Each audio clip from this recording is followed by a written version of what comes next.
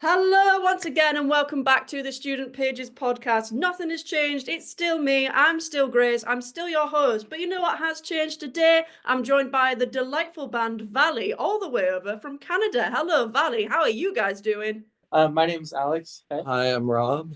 It's Cara, and we're in Valley. Valley. That was the best intro we got.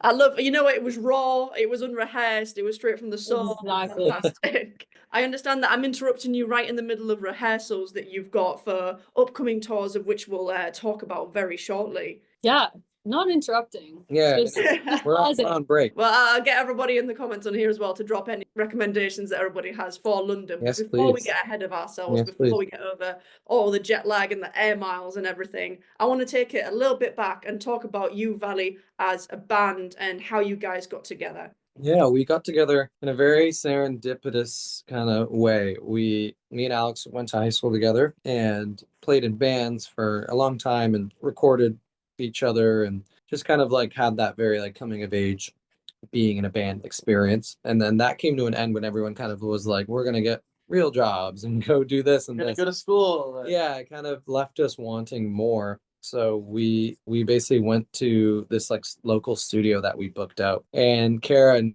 Mickey happened to be there. So we got double booked by accident by like that head engineer there. So we both just showed up to the same session and then really like hit it off, loved each other's music. We're just talking about kind of just stuff we're into, and it just kind of, yeah, it's like when you meet the right, it's when you meet the right person too in like a relationship. You just kind of like something clicks for whatever reason. You can't describe it, but you just want to like hang out with them more. And then, it really just turned into this like becoming a band like love story. And it was very serendipitous, very universe aligning. We had no mutual friends at the time. So it was a very like meant to be thing.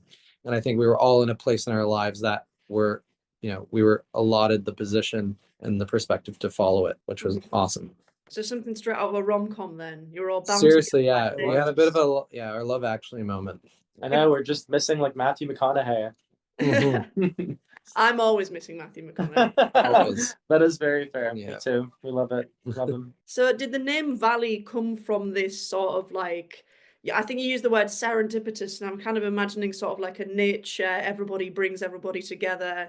Yeah. We held hands. Yeah, we held hands. No, I mean, we were at the time, we were a tiny band playing a lot of like really random small towns. Like just we would take any show we could get because no one knew who we were.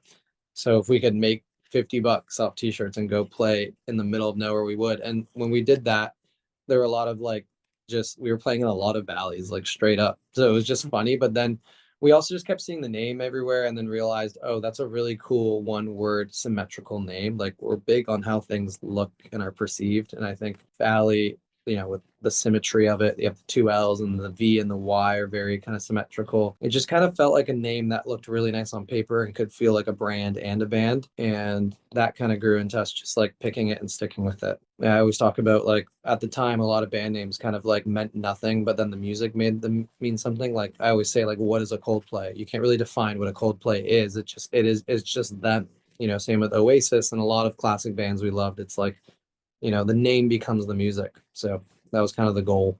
Yeah, absolutely. And I think you mentioned a little bit about like symmetry and everything matching. And even though you're an odd number right now, I believe you used to be Yeah. quartet. Is that still the correct word? Yeah, quartet. Sure. Yeah. 5 at one point even. Yeah. Sure. 5. That's too much. I'm sorry. I know it is. It was apparently. Yeah. No. I was just gonna say, yeah, we used to be 4, and we've had a nice little transition this year. It's been a year of us kind of figuring out what that looks like, and I think we've landed in a really nice spot. It's been a big year for music as well, just in general. I feel like we've had a resurgence of the culture. How have you guys found it? So refreshing. I just like was writing over the weekend, a few days, like in a really secluded kind of location. And we had like a lot of deep chats about that because for some reason now we're finally re-entering like, I just feel music is about to be in a really beautiful place because I think we just went through 2 years of people not like, we had great art throughout it, but I think the general, like, especially for like middle class artists like us, just like being really confused about what people expect, what people want versus what we actually want to make. And I just think all those rules are starting to be thrown off the table again, and it's just really refreshing. I think people are entering their like, I don't give a fuck era a little bit of like, I just want to make things that I believe in and I know that will find a home. And it's just nice to see because I think we went through it too. We're not excluded from this. I think we chased, sometimes you just chase a lot, especially with having a crazy resurgence of like TikTok music and this whole kind of world that we were sucked into. It got a little funky, but I think we're entering a really sweet, beautiful spot. And I think good music is being made by good people and it's hitting. We've moved out of the forest of the TikTok. Yeah, a little bit. Yeah. A little bit. Where I think, and you can still promote it, but it's like, I just think when you're promoting something honest, it's so much easier on both sides. People will believe it and it will find its home. It'll find its audience. And I think that's what's exciting is I think people are just, whatever the music is, it's becoming more honest, hopefully, which is nice. And that's brilliant. And speaking of those like new beginnings and coming out of the forest into the valley, you've just recently released your new album, Water the Flowers, Pray for a Garden, which is your third studio album. Can you tell us a little bit more about the inspiration behind this? Yeah, we had the title Forever. We wrote it. We wrote the song. It was the only song that we didn't make like pretty much in that month at the cabin making the record. We like wrote and produced at the same time, but It's from a different it's month at a from different cabin. yeah, it's we that song has just existed in our Dropbox forever, but the title always felt powerful to us. And we had the title pretty much before we had the rest of the album, and it really resonated with us as the title early on. We knew it was the title because it just felt like a proverb or a book or something that like doesn't exist. I remember Googling that phrase and just not getting anything. And I was like, I think it was just special that we had this phrase, this something that, felt like our own. And it really just is the signal and symbol for, blind optimism, for finding,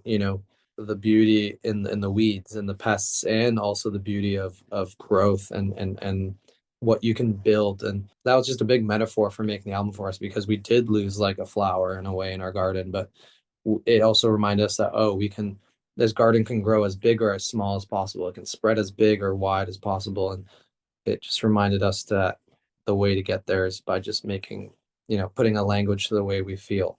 And we were feeling obviously really defeated for a season of losing a friend, and also going through some industry changes and just figuring out, how to find, the kids that got double booked at the studio again. And the title really was our like church. It was our everything while making the album. It was like anything, whenever we felt stressed or worried or, down about making it, we would just like refer to the title, be like, well, we have this thing that we know means something and we just got to get there.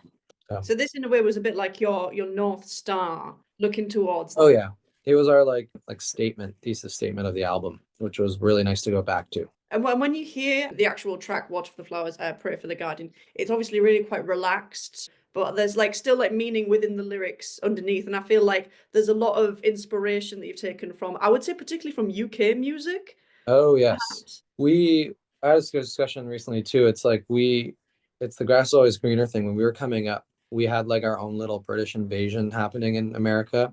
And that's all we were like stoked about. Like I remember when we were coming up, it was like, it was Two Door Cinema Club, it was Bombay Bicycle Club, it was Catfish on the Bottleman, it was the Kooks, it was obviously the 1975, like Arctic Monkeys. Like that was like when we were coming up, that was like the Vaccines. Oh my God, like so much music was coming from over the pond. It did play an influence a lot more, and just the classics always, like Oasis and stuff, and Coldplay early records. Like that was stuff that we were like, oh, we resonate with this so much more than what's happening in our own backyard. And it's always kind of been like that, when the Beatles came to America, or my dad showed me ELO. It's like, it's always kind of been that exchange of goods. So we that's like influenced us so much. I would say, yeah, the 2010s British invasion, I feel like was really impactful for us. That's it. Is Tumblr firmly stamped upon Mhm. Oh versions yes. that you guys have. Oh yeah.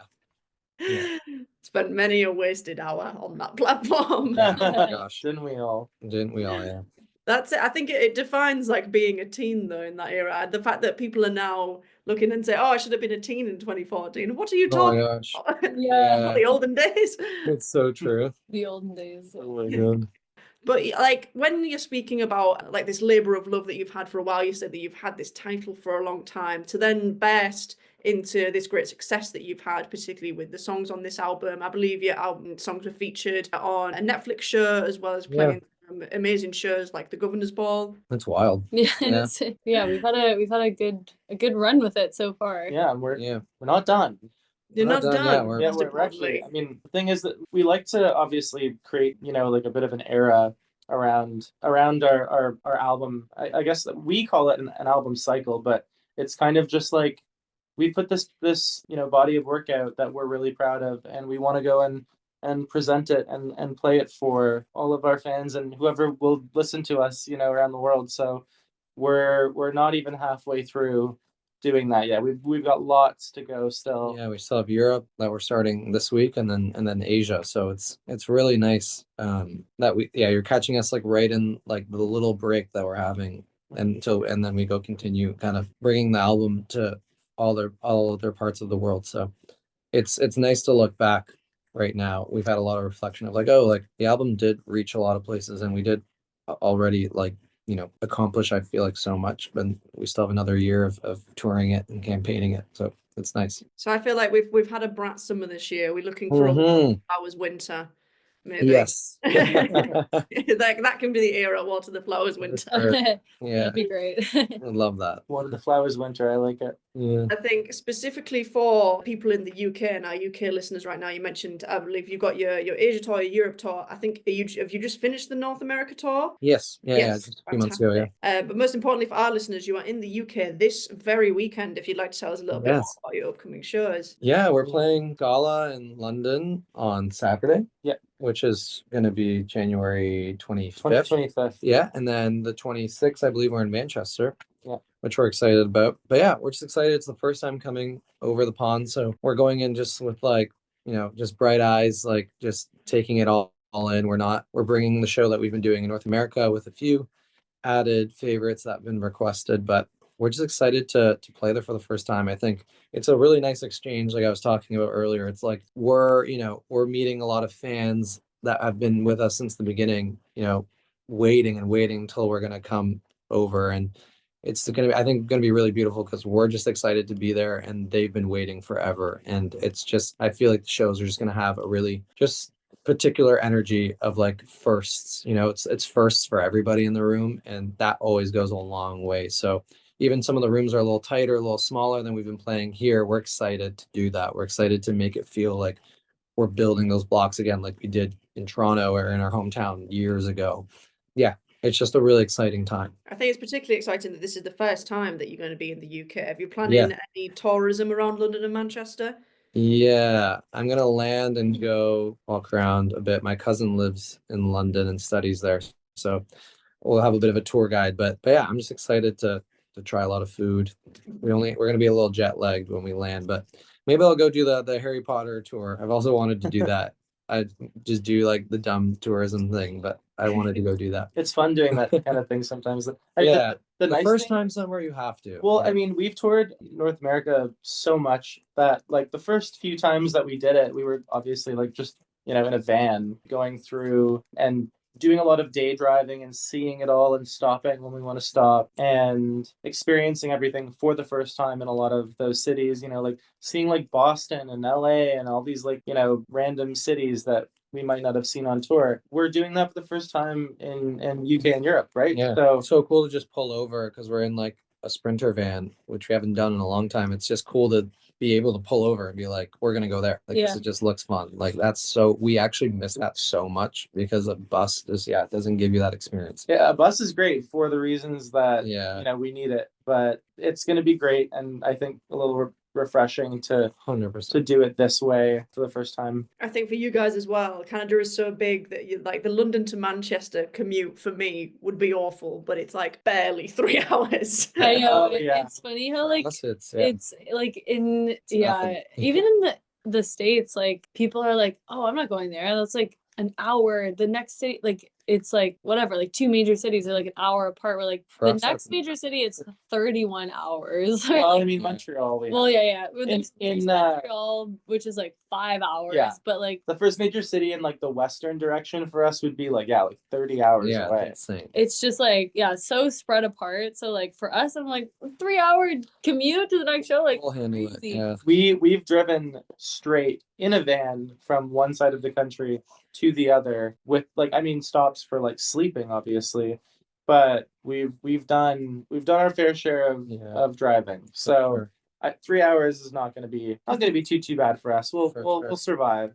Don't worry, guess. there's a Greg's at every service stop. as Perfect. Well, most Good to know. importantly. Okay. You know, I love my vegan Greg sausage roll. Bring it on, Greg's. Brilliant. I don't know if you guys can do like a Valley Greg's collab, maybe like a steak bake, Yeah. bake something. Oh, Maybe I'll Yeah. We'll Talk tag about- him. You never know. You never know. Fantastic. And just because this is the Student Pages podcast, before we sign off, I'd just like to ask you what advice you have for students out there who are looking to get into the music industry, or perhaps even play themselves, maybe even just booking the correct studio at the same time and overlapping with somebody else. Oh yeah. yeah. Just follow your compass. It's dumb to say sometimes, but I always go back to the Steve Jobs quote where it's like everything you see in the world and everything that you see works and has been proven to push culture or to change things was invented by, no one's smart, like no one that's smarter than you, like you trust yourself because everything that you consume is also just made by people that, and especially things that you consume that you love, is just made by people that followed their arrow and had a feeling about something and did not, change or alter it for anyone. And that's something that we had to learn growing up and develop as a band. And that applies to anything. It's like, if you have a feeling about something, really follow it and don't let other people convince you that it's wrong. There's no wrong. It's just, do you like it or you don't like it? And that applies to making music, to making decisions about anything, art related or not, even with booking a studio, just anything. It's just follow your gut and follow your compass and just surround yourself by people that make you feel good and that don't drain you. Because where the jadedness comes in our sector of making art is just like being surrounded with the wrong people that just like you don't see eye to eye with and really just drain the life out of you. And you really just want to be surrounded by people that give you life, because that's what is going to make the process so fun. And that will stop you from chasing that like thing always. It's just, you're just going to enjoy doing it. So I would say that. Brilliant. Thank you ever so much for joining me, Valley, Of and course. for donating your very precious rehearsal time Thank you. in the UK this weekend. London Yes, on the can't wait. 25th, Manchester on the Yes. 26th. Any sort of service stop and Greg's in between, you will also see them there. You will see us I just hear a starving secret sausage show. rolls. Yeah. Vegan ones. Fantastic. And we'll drop Valley's socials so you can keep in touch with them and see new tour dates as well as new music coming up. Thank you very much. Yes. Have a nice evening. Yes. Thank you so much. Bye. Very nice to meet you. And a huge thank you to our sponsors at Smart Buy Glasses. Smart Buy Glasses prides itself on providing unbeatable range, expert advice from its certified opticians, and world-class support from its customer experience team. So put your best face forward as you head back onto campus with eyewear designed for lectures and leisure. Check out the link below and use the discount code StudentPages10 for exclusive student discounts off frames and lenses.